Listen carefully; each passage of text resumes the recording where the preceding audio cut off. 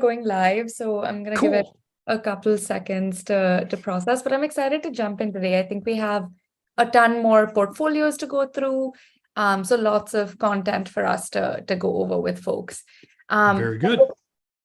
Before we jump in, I wanted to make sure that we gave a quick intro so people know who we are, and then we can jump into giving feedback.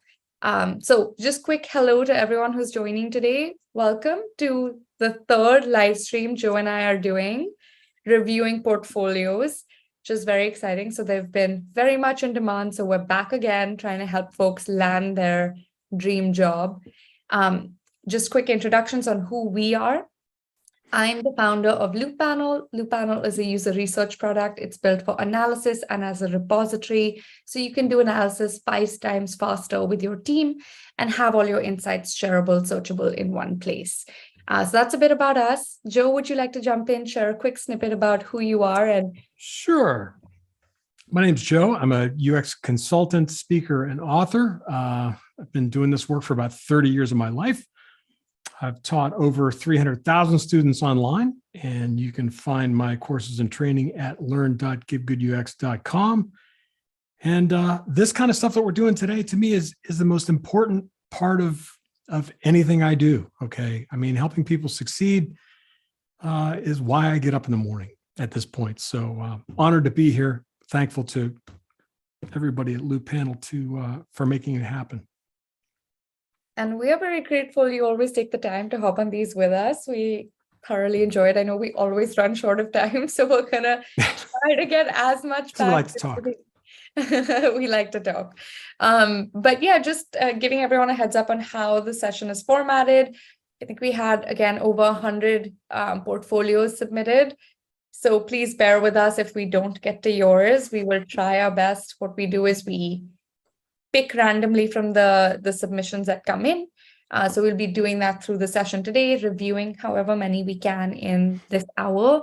But even if yours doesn't get selected, I hope that the feedback in general is useful, because we do find that, I think, as we've reviewed more portfolios, there are certain things that are consistently coming up as concerns. So we try to flag those for you in a more generalized way, so you know how to solve it for your own case as well. Awesome. So are you ready to jump in, Joe? I am. Do we have, I assume we have some lined up. Yes. So I have the first one lined up. We'll pull out the rest from our Excel sheet as we go through. But I did find one, I think I had clicked in, that I wanted to start with. This is a person who's a UX designer, researcher. And yeah, we're ready to jump in. So do you want to start, or should I? Why don't you start first? Ladies first. Okay, cool. So I'll start with just some high level takes on what I'm seeing, what my brain is processing. So almost like a think out loud that you would do with a product.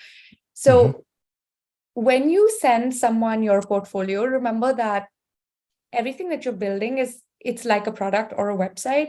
So where you are drawing my attention is very important, especially because people give this like 30 seconds or less when they're reviewing it. So just right off the bat, I'm reading hello, I'm reading this, and I'm reading some stuff here. I guess my number one question is, do you need hello to be the first thing that I see? You do not. It's welcoming, it's great, hi, but probably not the number one thing you want people to pay attention to when they drop here. I do think it's nice that you have, for example, you know, what your role is all about, some of the things that you care about. That is great. But I think you can remove some of the distractions and make sure we really focus on the good stuff right up front. Also, if you have any high-level takeaways on what makes you stand out or special for a specific type of role that you're applying for, instead of saying like, you know, psychology, which like, I guess a lot of folks have that, it would be better if you could say like, I have worked at X type of companies and had X type of impact, or something that gets me really excited right up front. So that's do you want to go ahead and add something? I'm going to piggyback on that. The first 2 things that jumped out at me, number one, hello. The word hello is not that important. Okay. It doesn't deserve this degree of visual treatment, right? The other thing is at the very top in the header, I need to see your name. I need to see your full name. I want to know who you are. MN doesn't tell me anything. Just simply including your first name in the description doesn't tell me enough. Okay. If I'm a recruiter, I'm busy. What I'm typically doing is I'm either copying, pasting names, or I'm making notes. Either way, I need to know your name. Okay. That has to come across. The other thing is, in this statement, it's like most of the statements we see, right? And you and I have probably called this out in every portfolio we've ever looked at. There are a lot of things here that are certainly accurate, but they're not doing you any favors. Okay. A deep understanding of psychology is certainly helpful. I get that. But your ultimate goal at the bottom, my ultimate goal is to give voice to users and effectively convey their names and perspective to the team. A recruiter, a hiring manager, a business is hiring you. What they want to know is what you're going to help them accomplish as a business. What are you going to help them accomplish for their clients? So I hate to be blunt, okay? No one cares that you're giving voice to users. The people who are hiring you don't care about that. The people you will work alongside certainly care about that, right? I mean, that's the job. We know that. You know that. I know that. We all know that. But what you're trying to get across here is what you can do for the business who is about to hire you. That is infinitely more important than this sentence. And convey their needs and perspectives to the team it's polite, okay, but it's dangerously close to saying, I tell them what they should be doing. You don't want to come within a million miles of that. Okay. It can be interpreted in all sorts of ways. I know that's not what's meant here. Okay. But that's what will come across. I do like the fact, just to accentuate a positive, I do like the fact that first case study is up in my view, right? I can see it. I know that it's there. Yeah. The one thing I'll say about that, and then I'll turn it back over to you, is tell me your headline, retro/VRS. Yeah. That's the name of the product.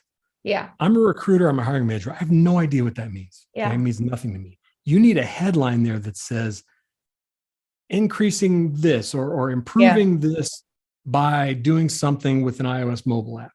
Yeah. All right. You got to tell me what the purpose of this project was and what it accomplished. Just calling it out what it is doesn't tell me. So what we do here is we'd cut the hello, we'd put your full name here. So Manoush. And put it at the top instead of that little MN logo. Yeah. So right here, where you put a huge hello, just put your name. It doesn't have to be, I think, this standout also. It could also just be like in regular black font or something.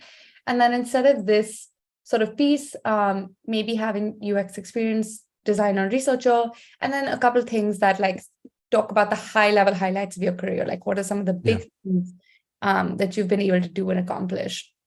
So I'd add that here. And yes, we would maybe, in fact, you could even move this up a little bit if you wanted, so that the high, that top line of, increased retention or reduced churn at an iOS mobile app by X%, right. That comes into view a lot faster.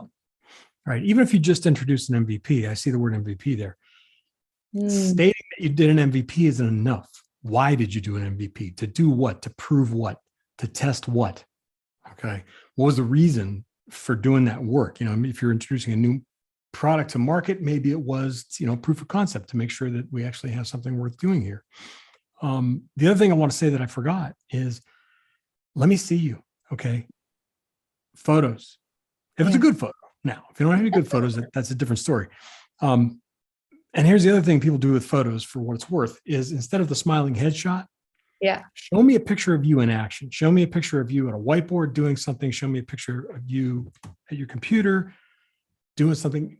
Give me something that gives me an inkling of you doing the work, right? What's it like to work with you? That may sound silly to you all.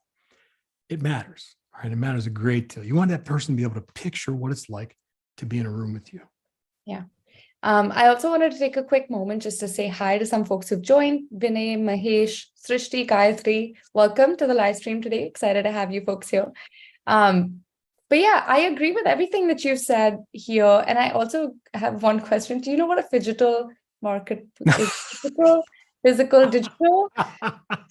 Don't use words I haven't. Is that on purpose? I've never heard that term. It must be on purpose. Digital. But like, that's not obvious. If it's not obvious to the two of us, it's probably not. Yeah.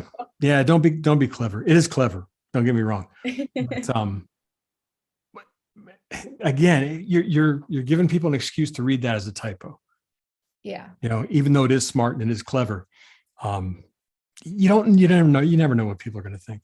Or just don't let people think. Like there's that, I forget the book's name, but that like Steve Krug's book. Yeah. Don't make me think. Yeah, absolutely. That is the golden rule for all portfolios. But should I go ahead and jump into one of the projects here? Yeah. And again, with the description there, the only way anyone's going to bother to view the project is if they have a sense of what it accomplished. Right. Or why it happened in the first place, or what its value was. Yeah. And I think that's something that's true across these, like all of the descriptions are what we did. You designed a website. Yeah. And so you and everybody else, I mean, lots of people design things. Tell me why. Okay. Tell me why that work happened. Yeah. Let's jump into this one just to dig in and see what we get inside. Once again, I would say the same thing here. So retro VRS protects headline. Yeah, against counterfeit sales. So you're giving me context on what the product that's important. That's very important. That sentence is very important. That is very important. But what I was going to say is like up top, keep that sentence. But is there a way to like use, so there's a lot of space here. Is there a way to use the space to say, again, like maybe reiterate that first point about like, what did you achieve, or what was the goal of this, like this app? Yeah, and even if you don't have any numbers or metrics or anything, I mean, there's a clue in this sentence right here. You could very well lead that headline with protecting customers and sellers against counterfeit sales. That's what you're doing. You're protecting people against counterfeit sales. I mean, that at least is something. Okay. If you don't have any sort of outcome or other metric you can speak to. I will say I kind of like this, like it just breaks down very quickly, like what the context, how the piece was set up. And then I start jumping in a little bit deeper. I'm going to pause for a second. Skip ahead to final design. That's interesting too. So that is interesting. But I think a like minor nit, like just spacing, padding on some of these things, if you're applying for a design role. Contrast as well. Yeah. I'm scrolling before I read only because I wanted to check. Like sometimes we do this thing where we're like, I did so many things. Let me put all of the things in great. All of the things. All of the things I did, all of the hard work I did. Let's show it off. Helpful, good. Okay, you did all this work. But again, how much time does this person have? If you had 30 seconds to tell somebody why they should hire you, that's what you should show up top. You can show more detail underneath. You maybe still don't need all of the detail, but show the 30-second highlight reel right here. Why somebody should hire you here in like a few bullet points without requiring them to like read through. Because I promise you, no one's going to read all of it. So what do you need them to know? Yeah, I agree with that. You have to make your case. Everything you need a person to know about this project and why it was successful and why it came to being and why you did the work and what the value of it was has to come out right here, right now at the top. Yeah. You have to assume that they're not going to scroll. Yeah. Okay. To the point. The other thing is those call outs. Yeah. I'm a big fan of that. Okay. Anytime you can do quick call outs in that blue bar up there. However, be cognizant of that's the place to promote the most critical, most compelling, most impactful things about this project. I don't care about the time you spent. I don't care about the size of the team. I kind of care about your role, but what I care more about is what was this? What was the outcome? What was the accomplished? What was accomplished? Who's the client? I mean, those kinds of things. You got to come up with compelling statistics. So maybe like increased user trust, because this. If you have it, yeah, right. Right. And if you have percentages are great, like grew user base by X%. But if you don't, like increased user trust, whatever else you actually did, that's a good point. Yes. I also like the highlights because it allows me to like jump through really quickly and see what happened. But this would not be the content that I put in the overview. Agreed. So I'm just skimming through it. Retroverse, digital marketplace, pre-owned luxury, embedded blockchain, counterfeit. So this is literally, I'm just reading the bright words is how my brain is working. Yeah, and that's what'll happen. because of the way this is designed. Yeah. Is there an outcome at the bottom, out of curiosity? Should we scroll all the way to the end? Yeah, let's see what the end of the story is. Oh, there's a lot of the story. Okay. Wow. Well, I guess we should have hit that button at the top that said jump to the. So this is okay. Again, I mean, I just skimmed through this. It's a generic statement, but you're not telling me anything concrete. Also, I would say, okay, don't put these things. Don't say numerous takeaways already. Yes. One is like Agreed. super vague. What does that mean? Don't say working with a real company and stakeholders. That makes it sound like you don't usually That's work right. with a real company. That's right. That's right. Okay. Okay, so again, like super generic stuff, that does make you sound a little bit more junior. It's okay if you're junior. Don't make it very obvious in your portfolio. Yeah, don't advertise that fact. Okay. It sounds like this one was okay. So these are the high fidelity prototypes. So I guess this is the outcome, but it's not clear from like. Okay, I guess if you read the whole thing. Let me see the MVP statement for a second. I just saw that. I want to see if there's anything here. No, I mean, it does explain what this is. I just want to see if there's any sort of outcome or problem statement there. There isn't. This doesn't feel like a narrative to me. There's so much of it that you're not telling me a story. When you tell a story in a case study, it has to be, here's the outcome, here's the problem that we were trying to solve, and here's how we solved it. Every single thing that you show. And if it is a mile long, okay, every single one of those artifacts or activities has to come back to how it answered that problem, how it achieved that outcome. It's not enough just to show the stuff. I agree. I was actually going to say that is like, I see this prototype piece, but I don't know how we got here, even though there's so much information. Same. Yeah, same. There's so much that happens before it. And so exactly what you said, like start with outcome, then go into, and when you talk about like how you got there, you could do like key bullets, right? You don't have to have like this much for each section.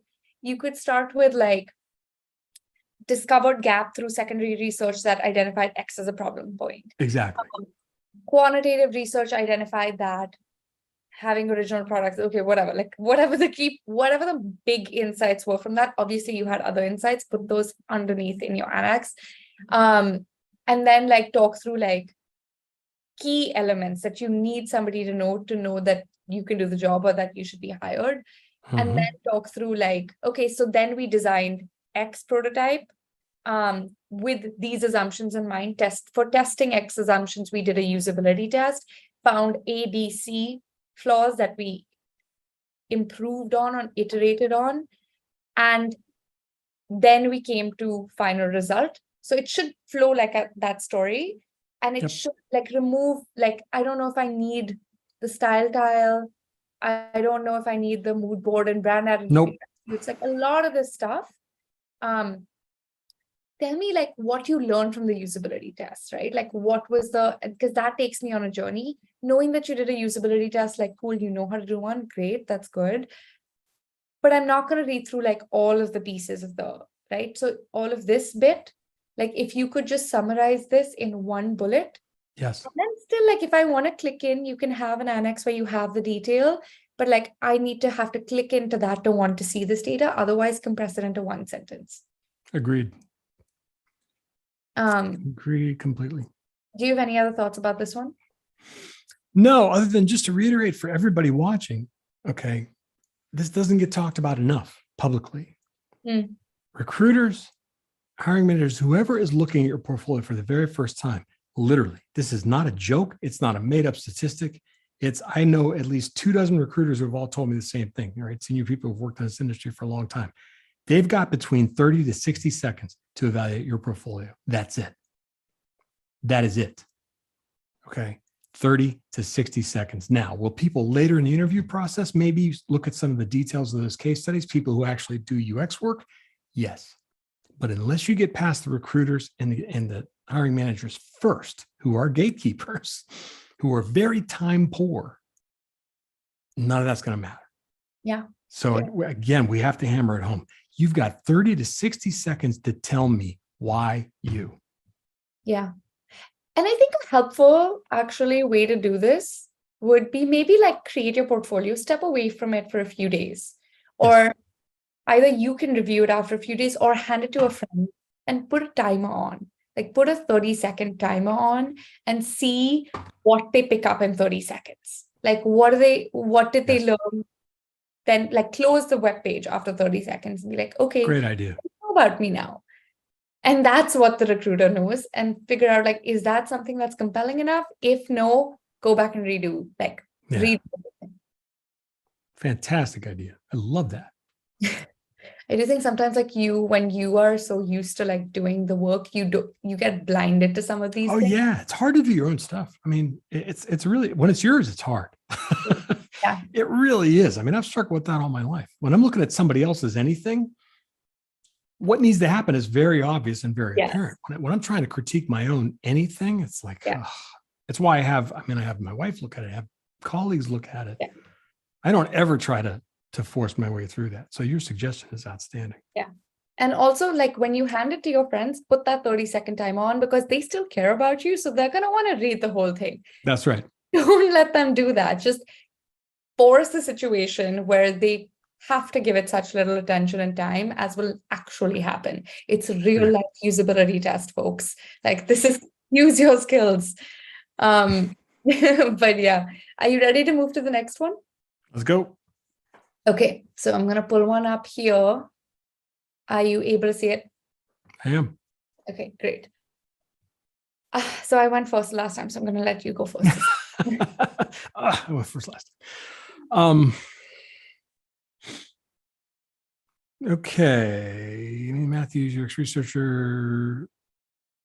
The thing that jumps out at me immediately, okay, aside from the fact that the photo's a little distracting, if the photo wasn't on a pure white background, like if that photo was contained in a square, because all those little artifacts spinning around your head, they're fun, don't get me wrong.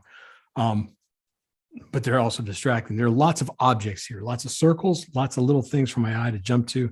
But the biggest thing that jumps out at me is there's no evidence of your work on the screen. Mm-hmm. A homepage is not a homepage. All right. This is a sales pitch. Mm-hmm. The homepage has to be, here's me, here's what I've done right now. All right.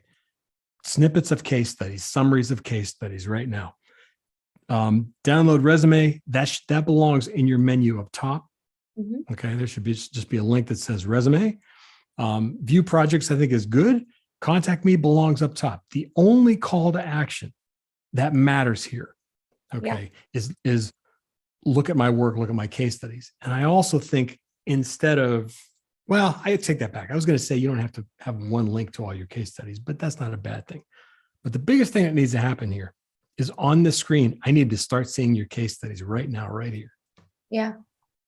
The other thing I was going to say is like generally, like this is a known thing in marketing. And I think we should all learn from marketing and sales because they have fine-tuned some of the things that at the end of the day, like when you're doing a portfolio, it's your personal sales pitch. So what can we pull from what is already known? When you put multiple CTAs on a page, like you are distracting people. Yes. Now they have a choice to make. Which one should I be clicking? Where do I want to go? What you want to do is how you're building a product or like with an email newsletter or anything like that. You want to direct people to the button that you want them to click. Like this is the journey you want to take to know the most about me.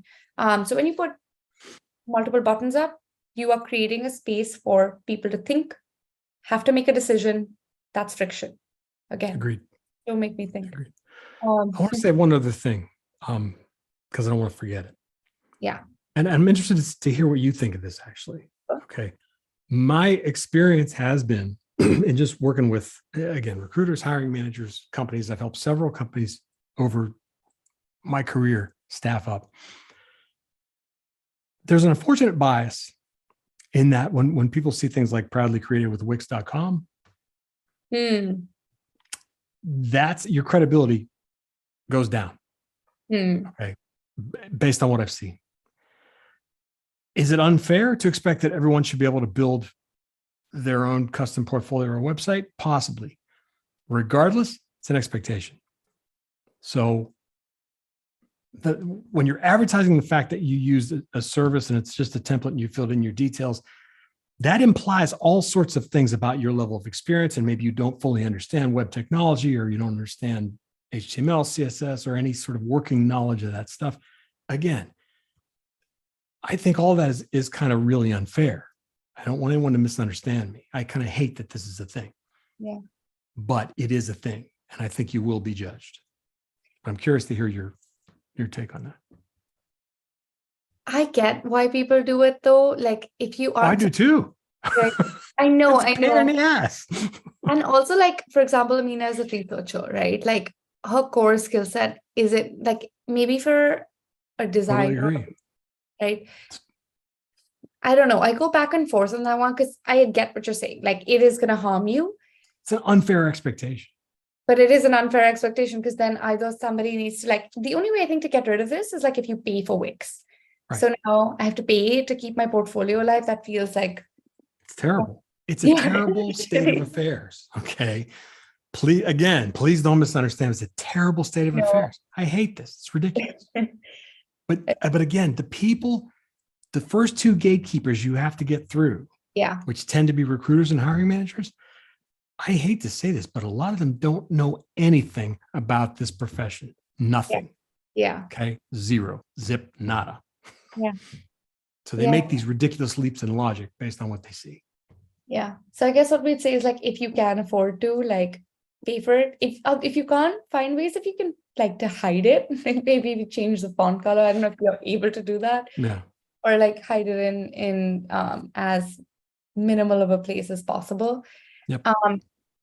We also, by the way, before we go forward, we did get a question, and I know we get this often, so I just wanted to pick this one up. What if for a project we do not have a quantifiable number or metric to show as part of the impact of the design solution? And it doesn't have to be numbers. It doesn't have to be metrics. If you know that something changed and got better or improved or whatever, you can just talk about that in general terms. That's fine. That's enough. If you have no idea what was made better or what changed or was different, then you lead with the problem you're trying to solve. You lead with the reason the work was done in the first place. Okay, that's a reasonable substitute. But you have to lead with something. You either lead with an outcome or a problem. Yeah.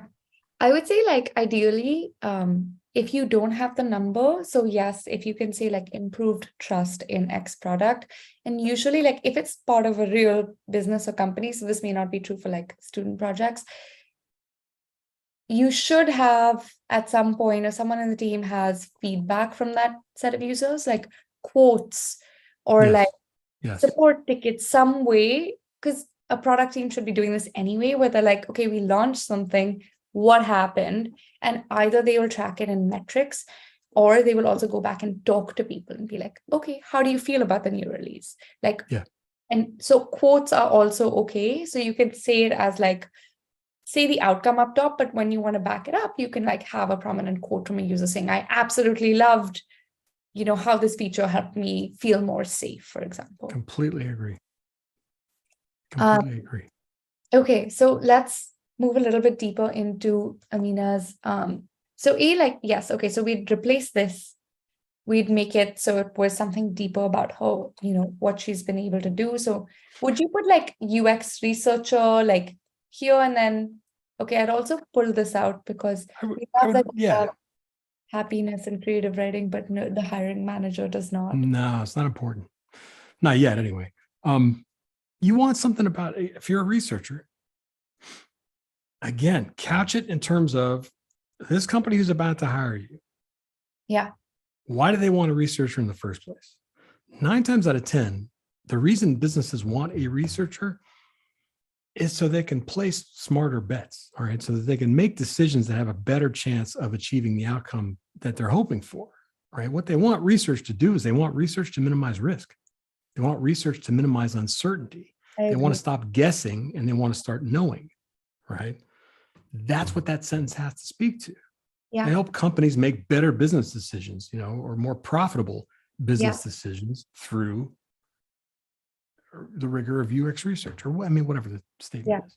No, I spoke to one of our customers recently, and I was talking to her about like the product, whatever we were doing, having a conversation. And she described herself as a risk minimizer for a business. And I absolutely love that. Fantastic. I was like, my job is to de-risk. Like, that's what I do. So I love that you brought that up as well. So if you can make that this first line, like I de-risk product decisions for agile teams or something like that. And then here put 3 bullets of times that you have been able to do that, like reduced churn, increased usage on X product. I did experiments that led to X outcome. Put those here and then have those be links to like the actual work, so then people can dig in to see more. And then remove excess. So contact me is already up there. Remove this. Download resume. We can also, I guess we could move that. Either we can make that a secondary button or we can move it elsewhere. So resume should just be up top. It should always be up in that menu. It should be ever present. Every portfolio in the world should have a resume link at the top. Some recruiters will just want to grab your resume and go. Yeah. So you do about me, resume, projects. Do we need book club suite? I don't know if anyone will actually click it. Contact, that's helpful. And then so you cut out these, you leave one CTA, and ideally projects. Like I do feel a little bit like it should look like a CTA. It should look like a button. It should be a button, not a circle. I agree. Totally agree. You're working in a digital space, like with products, like this is how people will expect to see products. So show them that you are already understanding that, and like how also like how human behavior works, right? Like we like to see things that's what design patterns are. Use design patterns. It shows that you already know your stuff with UX. Even with buttons, okay, black text on a color is almost never a good idea. You want high contrast. You want white on a darker color, or a dark text on a very light background color. This, again, you're a researcher. You shouldn't be expected to know everything there is to know about UI design. I get that. But this is the field that you operate in. So you will be expected to know enough, to his point, that this is how this is typically done, right? You want to look like you've been there, done that. So actually, as a researcher, if you have any friends who are designers, because you probably went through some kind of like bootcamp education, something, show it to them, have them visually critique it and help you lift that element up, so that the basic heuristics for design are taken care of. It builds trust, it builds credibility. We're getting a bunch more questions, so I just want to take them as they come as well. Okay. Number one, any tip on how to construct a case study when you had time bandwidth and didn't use much UX process and everything was based on hypotheses and assumptions? So I guess if you didn't use a UX process and you just kind of guessed and designed stuff. That's a tough one. It is a tough one. The best you can do is talk about why you made the decisions you did. Okay. And whatever, you had to have some evidence, right? To some degree, right? Someone was aware that there was a problem. Nothing gets redesigned unless there's something wrong with it. That means somebody somewhere at least knows that there's something wrong with it.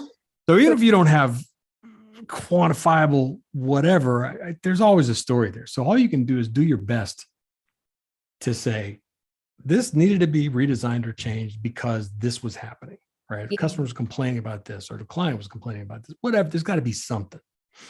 Right. So the best you can do is say, and you can talk about that compressed timeline. Say, look, time was really short. So the best we could do is put something out there and test it and iterate. Test it, tweak it, test it, tweak it, test it, tweak it. And actually, maybe let me know what you think of this. I would say, like, if you did that as well, like, okay, like talk through like what you still were able to do. So even if you did it based on hypotheses and assumptions, after you release this, you would have got some information on how it reacted to something. Like, so you can still use that to say this was the outcome and talk through the problem, whatever the process.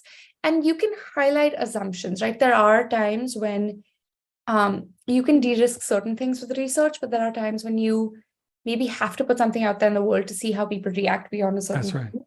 And so you can say that. You can be like, we released it with these assumptions in mind.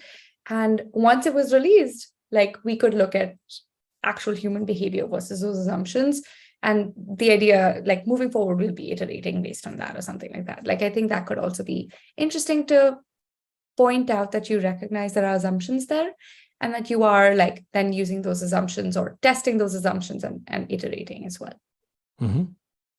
One more question we got about what to do with metrics. One of my case studies is from a startup where the company's UX team is still developing. I think this might apply to others.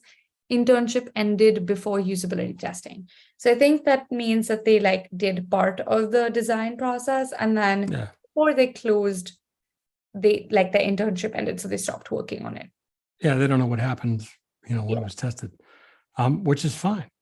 I'll say again, you talk about the reason you did the work in the first place. Yeah. You designed this new thing or you redesigned something. Why? Yeah. Why did it need to be built in the first place? Why did it need to be designed in the first place? Why did it need to be redesigned? That becomes your focus. If you don't have outcomes, that's okay. Yeah. Talk about why the work happened, right? What business problem or was trying to be solved, or what opportunity you were trying to create, through this new product or whatever it is. I was actually going to say, like, if you did an internship, you probably have some relationships with folks as well at the company. Yeah. It's totally reasonable to reach back out to your manager on that team and be like, hey, I'm putting together a portfolio of my work, and I'm doing like an anonymized version or whatever of what we did.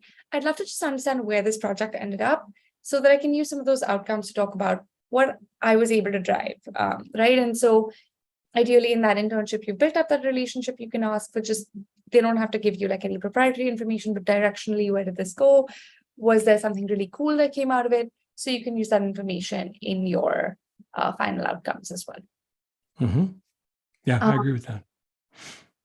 Okay, I'm gonna go through. Let's look at a project.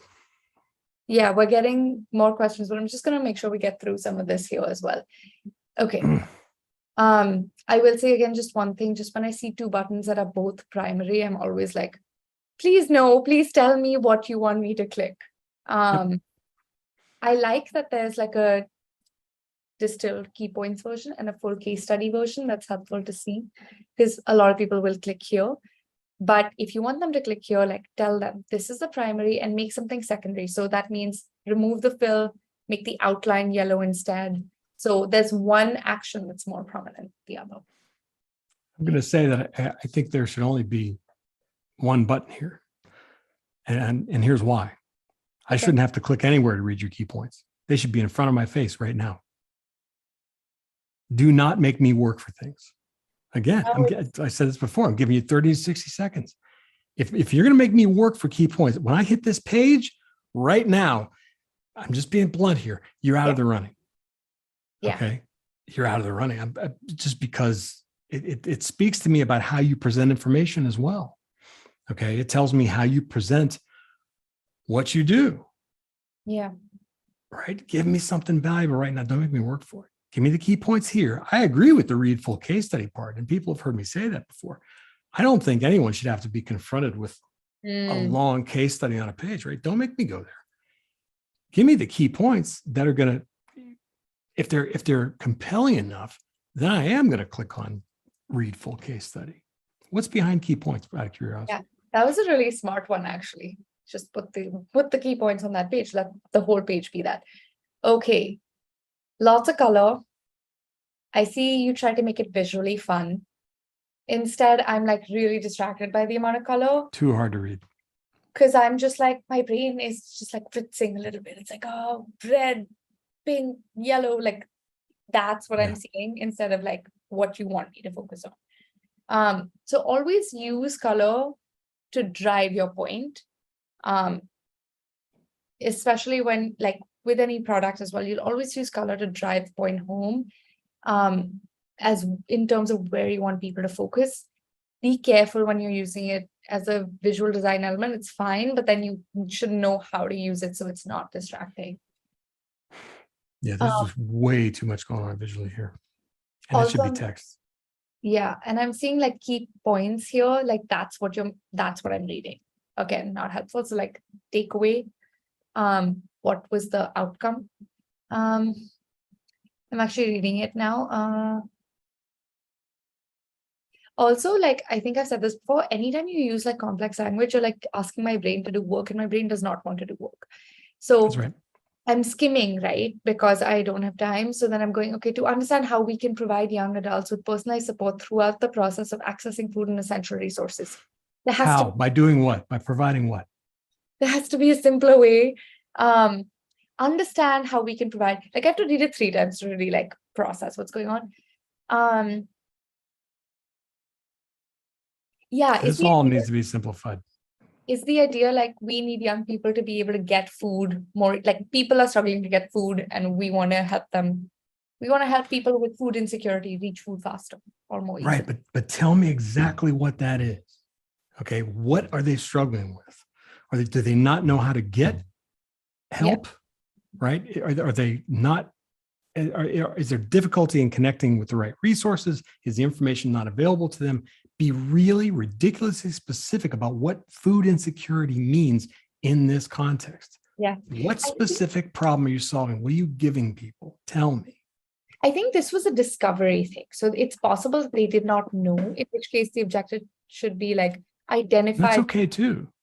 Identify the key blockers or identify the key reasons people face food shortage or food insecurity. Yeah. Sure, right. But even that's more specific, right? What you just said is instantly more understandable. So I'm just sort of backing up what you said here, but there's a lot here, but none of it tells me enough. Like the methods I think are important. The lessons learned in the end results aren't end results per se. I mean, you created a persona, okay? You delivered a visual model, but yeah, that's again, what happened? What did you? Go ahead. Even the lessons learned should focus on that objective. Yeah. Not on what you did with the team. Yeah. Right. How does it relate to the problem you were tackling in the first place, or the discovery that you were after? Oh, I think the lessons learned, I just realized this. Again, this is live usability testing. I think the lessons learned were like personal lessons learned, but I think you and I assumed, so that's what this indicated to us was like the lessons you learned from the research. That's what a recruiter is going to assume. Right. So like what you would want this to say, instead of like these two, like cut these two, which you would really want to put here, and actually maybe up top, is actually like, okay, what is the problem? We need to do customer discovery for Pantry Pal to figure out like what specific blocker for food insecurity we were going to focus on and understand where it was coming from deeply, right? Or that can be the context that you put up front, and then you just put like findings. We discovered, actually, I would even say outcomes. You're right, like outcomes. I was going to say outcomes, problem, which is the reason this exists in the first place. Yeah. And then project details, which are things like what the project was, right? But 3 categories. And again, not in a pop-up like this on that other page. Yeah. There's a whole lot of this that isn't important yet. So here itself, just keep one, remove the other. Okay, so that's okay. So then you put that's a better sense right there. I just saw that. I was gonna say I didn't even see this before. There really. It is. That's your headline. She's got them reversed. That's not a subhead, right? That's a headline. Helping students get support to access free food. That's your headline. That's the reason this exists, right? That's the reason this matters. Subheading. Subheading becomes your customer discovery at Pantry Pal. And then like 3 bullets of the outcomes. Like we were able to identify key barrier to food insecurity and build like solution to like remove it or reduce it. There's a good story in there somewhere. There is a good story. I was going to say, if you have metrics, you can be like, increase the number of students who could, or X number of students could access free food using the app, like whatever you have there, like outcomes up top, so that people know like what was the point of this work? How did it change the business? Anything else on that? Should we go into the full case study, or do you think like we can glance at it real quick? I don't think there's anything here that's gonna. Yeah. Okay. Yeah. See, again, it's a project. My role. Let's see. I'm done already. You got it. Yeah. What happened to you? This is okay. Problem. You got 2 great problems right there. Yeah. Get those numbers on the key points on the other page. Yeah. Yeah. This is what matters. Why was this worth doing? That's the question every single project you put in your portfolio has to answer. Why was this worth doing in the first place? Yeah. The objective, how can we provide young adults in food insecure populations with personalized support? So again, you can distill some of the details down, just make it like one sentence. Great sentence, but make it simpler. I was hearing your voice in my head just now. Okay, these things, like I'm almost like not reading it. I think the method and all of this you put at the bottom, I'm still looking for this, right? This is what I was searching for.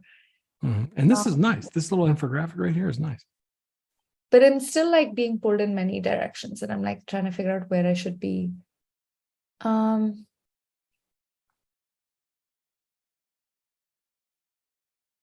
Okay. I feel like I didn't find what I was looking for here, so I started scrolling again, just like playing back what I just. Like everything else, it takes too long. Okay, the sentences are, they're well written. Everything here is really well written. Okay, yeah. But there are too many words. It takes too long to figure out what they mean. There's too much processing work that has to happen to figure out, okay, what are we trying to say here? So they did say, for example, like, okay, let's say they found that people in the community feel more comfortable visiting a pantry if they see faces. And so thus pantries focus on searching for diverse workers. Wait, I'm confused. Is this for the pantries to do or for an app? I'm also a little confused.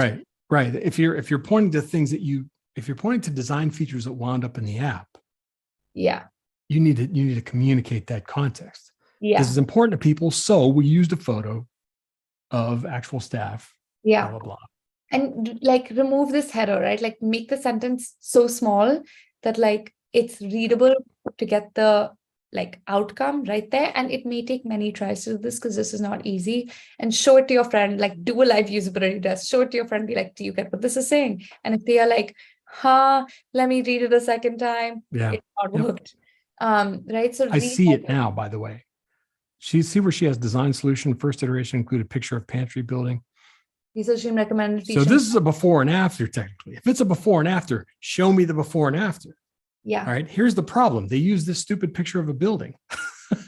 Here's the solution. People, because it's about people, right? But show me those two things side by side and dispense with all this trying to get everything in one. Yeah. So again, I didn't catch that at first either. I didn't get that. So treat this as a live usability test. Like, yes. Yeah, how long it took us to figure this out. And then we went searching for it. And I basically like read a bunch and I was like, I don't get it. So I scrolled away. And then I came back because I'm like, we are reviewing these. We need to give the feedback. But that's what my brain wanted to do because it was like, I don't understand. Just leave. And go look for it somewhere else. So see what we did there. So like try to distill this into like maybe like having 3 points at once. Like in this format is too much. Like maybe you can break it down into 3, like that still take up one page, but I like 1, 2, 3. So my brain, so there are ways that your brain that naturally processes information. The circle is not it. So like, there's like I think it's like at the F, or like we go like that. Yeah, F pattern. F pattern. So like use that. So can we do, 1, 2, 3? Can we make it skimmable in the first sentence, skimmable header in the second? And then put the least important inside or change at the end. And then, I think the before and after may be a helpful way to do it. Or just like write one sentence, we recommend, or I'm trying to see if I can state this quickly. Let's see if we can actually do this for them. Recommended adding recommended adding people's pictures to listing of food pantry because it makes people feel, because it increases trust with users or something like that. Yep. Yeah. People want to see people who look like them. Yeah. That's an even better one. This seems like more a before and after, a little bit easier to process. Areas of improvement. Again, don't do this. Make this small enough that you don't need this. Yeah, I agree. Okay, and then it's all one. It should all be one thing. You shouldn't have to separate out the design solution. Just tell me. Yeah, and it seems like this is actually the meat of it, but it's visually the lowest in the hierarchy. Fixed alignment issue and relabeled filter options to align with users' needs.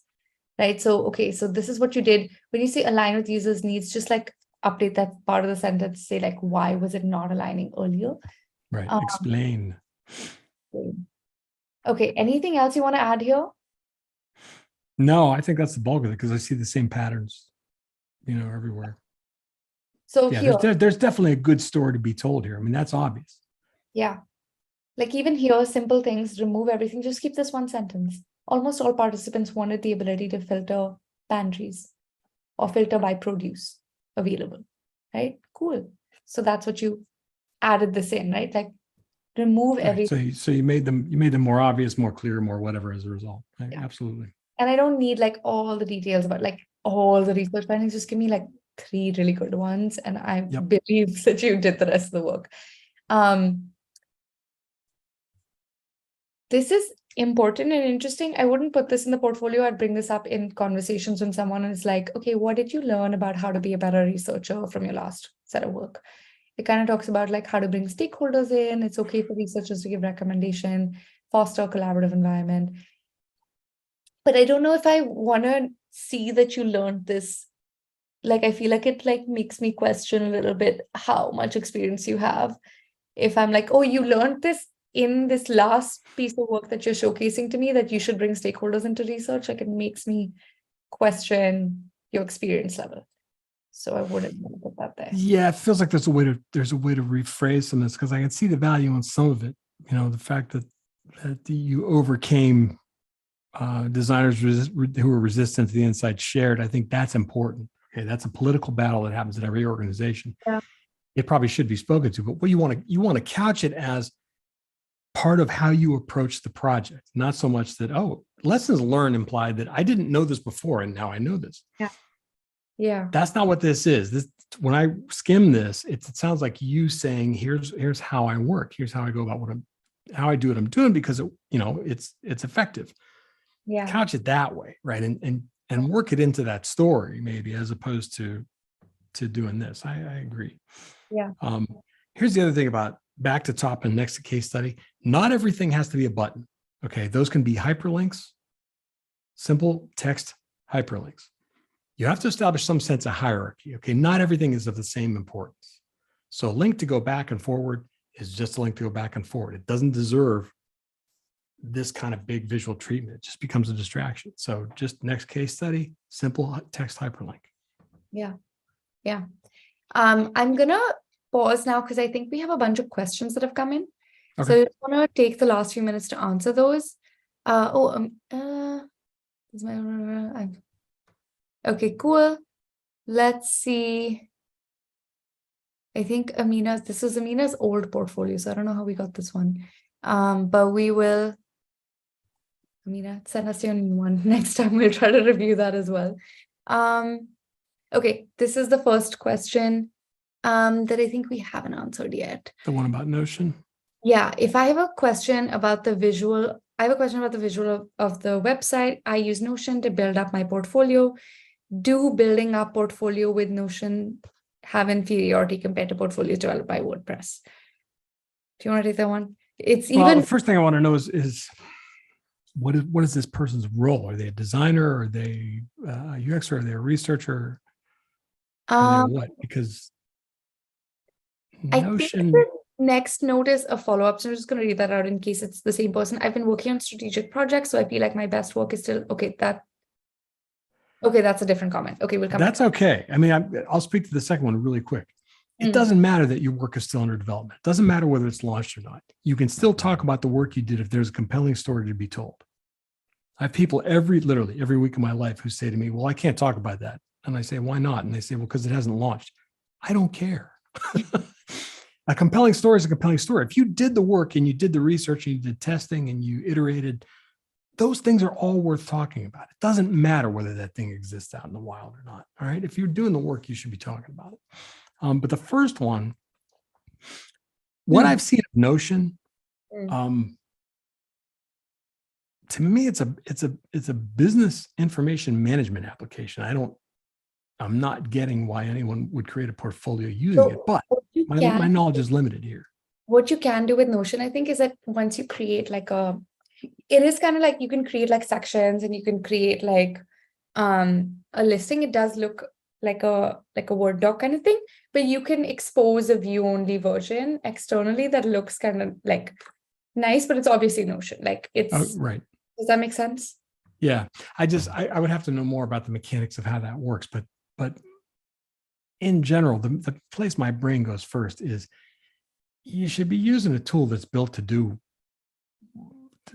create what a portfolio is supposed to look like, right? You need to have a narrative. You need to have easy, simple navigation. You need to be able to main nav at the top.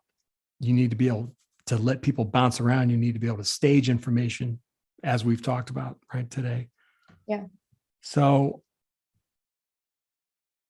it's not that it has inferiority, okay, but I would bet, based on what I've seen of Notion, what I've used of Notion, that you'd have to work pretty hard to get it to function with the same ease of use as a WordPress website, from a user's perspective, from a recruiter's or hiring manager's perspective. I could be wrong about that. So Notion is really simple to use, I think, but like it will, you know how we talked about how you can have your portfolio on Behance or something? I think it kind of feels a little similar to that, where it's like it's not built for this thing. So it'll be easy for somebody to click in because it's got, like, for example, all the visual hierarchy will be done by default because they just like let you use only certain headings and things like that. But it's not the place that's built for portfolio. So there may be, to your point, like what you basically, the way you answered that question earlier in this conversation was you like, if there is a bias towards seeing someone having built their own portfolio to create credibility in the UX space. Right. So that's not ideal, but that is what you're seeing in the hiring process, which means that will have an impact on anyone who does a Notion-based portfolio. Right. It's similar to, I mean, I've had, still to this day, I have people come to me and say, well, I only have a PDF of my portfolio. And I say, well, I understand why. I totally get it. But you're not going to get a job with a PDF. It's not going to happen. This is the bar for entry. All right. You're expected to understand the web. You're expected to be able to stand up a very simple website. Doesn't have to be great. Doesn't have to be the most beautifully designed thing in the world. But I really firmly believe that just about anybody can use WordPress. You can go to WordPress.com and set up a free account, and you can use their servers. Okay. You install a theme, you set it up.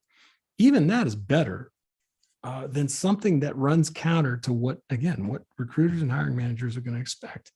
Because when you're too far outside that box, they can't relate, again, because they don't know very much. Recruiters that really know this industry are very few and far between. Okay, someone who's really sharp would look at that Notion website and it could care less that it was built in Notion. Yeah. It won't matter to them. They'll just look at the content and they'll go, okay, this is great work. I want to talk to this person. Yeah. But the vast majority of those people, 80% of them at least, are going to look and go, why the hell is this built in Notion? They're going to move on. Yeah. Going on to the next one. What would the outcome look like in the case where there aren't any metrics because the product didn't go live? Yeah. If it's for an external client, obviously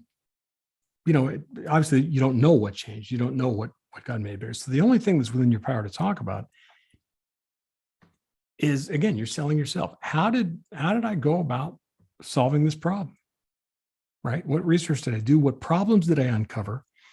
What things did the work I put down, even if, let's say if it was design or a prototype or whatever, how did that address the problem? Right? And it's okay that it didn't launch, but talk to me about why the work happened in the first place. Yeah. Even students, I have students say, in my portfolio, I redesigned these 3 websites.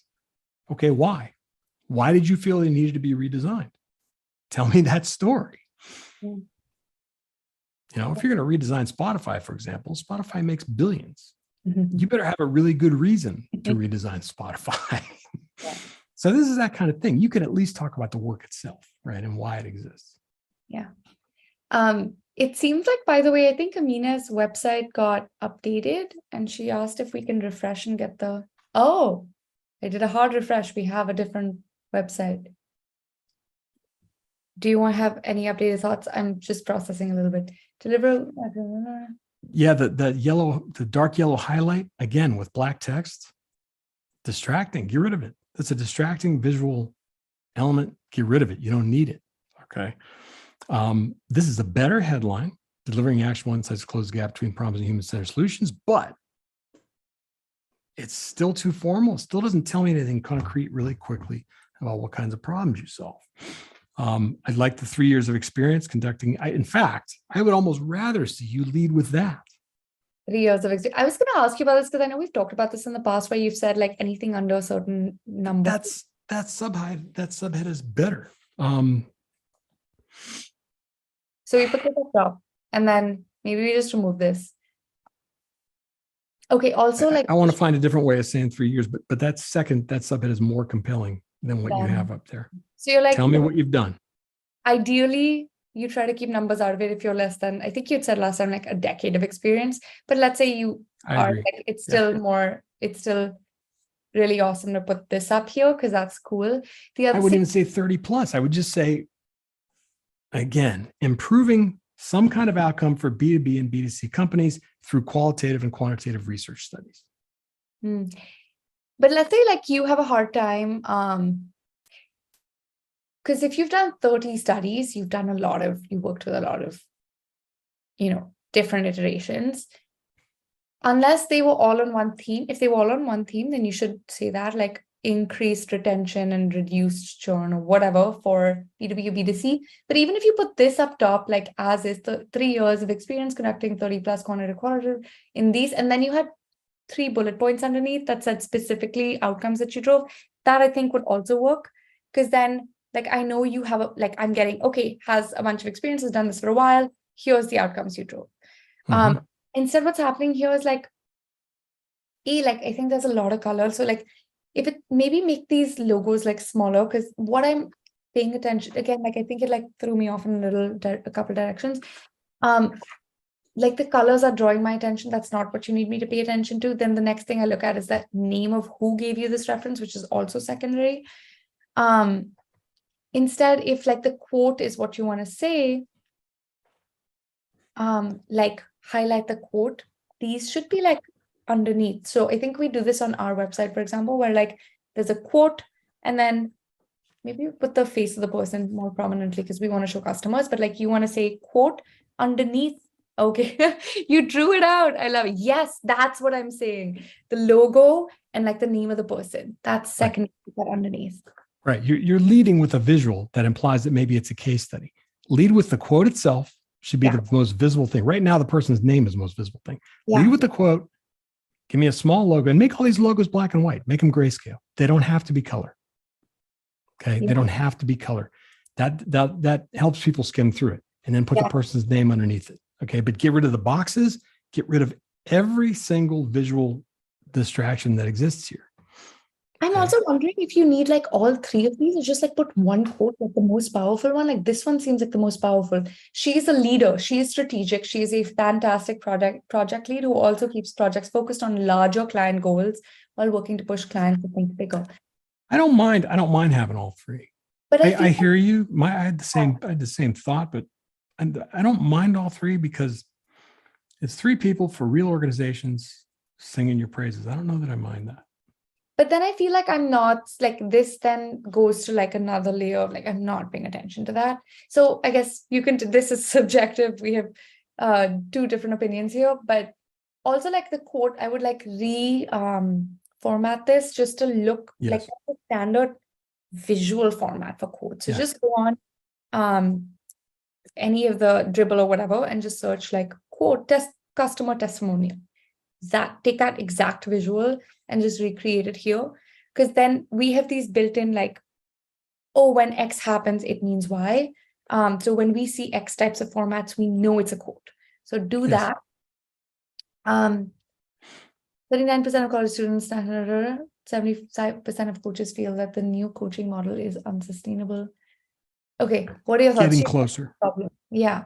Ideally, outcomes. So ideally, if you have like reduced food insecurity for X hundred students,